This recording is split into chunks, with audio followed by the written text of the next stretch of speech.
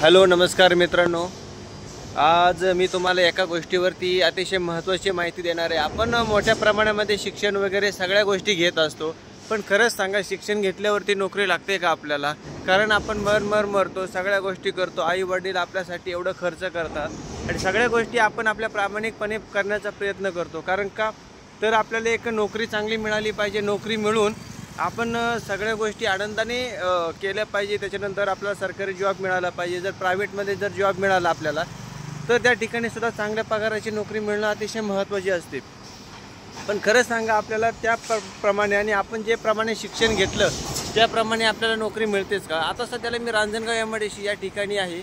अनेक कंपन्या या ठिकाणी आलेल्या आहेत, पण मुलांच्या स्किलनुसार म्हणजे मुलं काही ITI करतात, डिप्लोमा करतात, इंजिनिअरिंग करतात, पण ITI डिप्लोमा इंजिनिअरिंग या संदर्भाचा जर विचार केला तर खरंच त्यांना त्यांच्या सोयीप्रमाणे जॉब मिळतो का? आणि जर जॉब मिळाला तर त्यांचं जे स्किल आहे, समजा आपण एक उदाहरण घेऊया, जर एखाद्या व्यक्तीचा ITI झालेला आहे इलेक्ट्रिशियनमध्ये, तर कंपनीमध्ये काम केल्यावरती त्याला इलेक्ट्रिशियन या संदर्भामध्ये किंवा इलेक्ट्रॉनिक्स किंवा मेकॅनिकल या संदर्भामध्येच काम मिळतं का?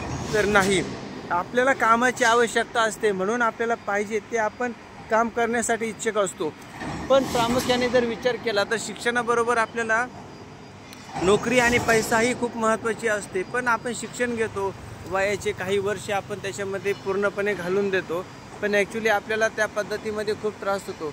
मित्रांनो, मी आणि माझं प्रामाणिक वैयक्तिक मत आहे, मी माझ्या परिवारामध्ये, माझ्या मित्रांमध्ये, रिलेटिव्हमध्ये अनेक गोष्टी अशा पाहिलेल्या आहेत की नोकरी करण्यासाठी खूप मोठ्या प्रमाणामध्ये खर्च केला जातो, पैशाचा पाण्यासारखा वापर केला जातो, बँकेकडून कर्ज काढली जातात। पण आजच्या परिस्थितीमध्ये नोकरी हा सब्जेक्टच आता खूप चुकीचा ठरलेला आहे। कारण नोकरी जर पाहिजे असेल तर काय करतो आपण, DED करतो, BEd करतो, ग्रॅज्युएशन करतो, MPSC UPSC करण्यासाठी बाहेर क्लास लावतो, पण हे सुद्धा करून सुद्धा एवढ्या स्पर्धा झालेल्या आहेत की त्याच्यामुळे मिळत नाही। मग त्याच्यासाठी कसं करायचं? तर सध्याला आपण एक गोष्ट सर्च केली पाहिजे नित्यनेमाने की आपण या सर्व गोष्टी करत असताना स्किल डेव्हलपमेंट याचं शिक्षण घेतलं पाहिजे, ते केलंच पाहिजे। कारण जर आपल्याला जॉब नाही मिळाला तर आपण त्या संदर्भामध्ये अनेक प्रकारच्या गोष्टी करू शकतो की जेणेकरून आपल्याला उदरनिर्वाह, आपलं कुटुंब आपण त्याच्या पद्धतीने जगू शकतो। कसं होतं की आपण नेटवरती किंवा गुगलवरती अन्य कुठल्या गोष्टी पाहण्यापेक्षा ह्या गोष्टी पाहण्यात खूप महत्त्वाचं आहे की अरे सरकारमध्ये नवीन कुठल्याच योजना आलेल्या आहेत किंवा कुठल्या स्कीम आहेत किंवा कुठले कोर्सेस असे आहेत की त्याच्यामधून आपण आनंदाने काही गोष्टी करू शकतो की ज्याच्यामुळं आपल्याला आपल्या कुटुंबाला फायदा होईल, आपल्याला जॉब मिळण्यासाठी फायदा होईल। पण आपण तसं कुठल्या गोष्टी करत नाही आहे। आणि सगळ्यात मोठं स्किल डेव्हलपमेंट ठेवा।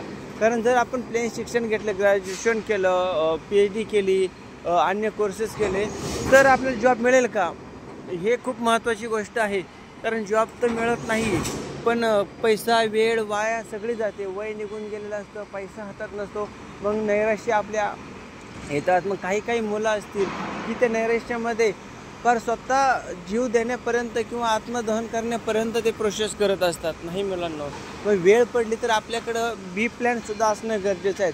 आता माझा एक मित्र आहे, त्याची PhD झाली, पण त्याला PhDच्या मनासारखा जॉब न मिळाल्यामुळे त्यांनी स्वतः एक वडापावचं दुकान चालू केलं पुणे या ठिकाणी। अतिशय सुंदर प्रमाणामध्ये आणि सुंदर प्रकारे त्याला त्याच्यामधून पैसा आणि इन्कम मिळतो, त्याच्यामुळे तो खुश आहे। त्याला मी सहज विचारलं, अरे तू PhD झाली, तू वडापावचा व्यवसाय करतो? तो म्हणला नाही, मला पैसा कमवायचा आहे। मग तो नोकरीतून मिळेल किंवा अन्य कुठल्या व्यवसायातून मिळेल, काही नाही। मित्रांनो, आता सध्याला मी रांजणगाव MIDCमध्ये आहेत, खूप या ठिकाणी कंपनी आहेत, खूप अशी मुलं या ठिकाणी येतात नोकरीसाठी, पण त्यांना नोकरी मिळत नाही आहे। आपल्या शिक्षणाला डावलून आपलं समजा एखादं इंजिनिअरिंग झालेलं आहे, PhD झालेली आहे, ITI झाले, डिप्लोमा आहे, या सगळ्या गोष्टी त्यांना बाजूला ठेवून त्यांना 10वी 12वीवरती जॉब करावा लागतो।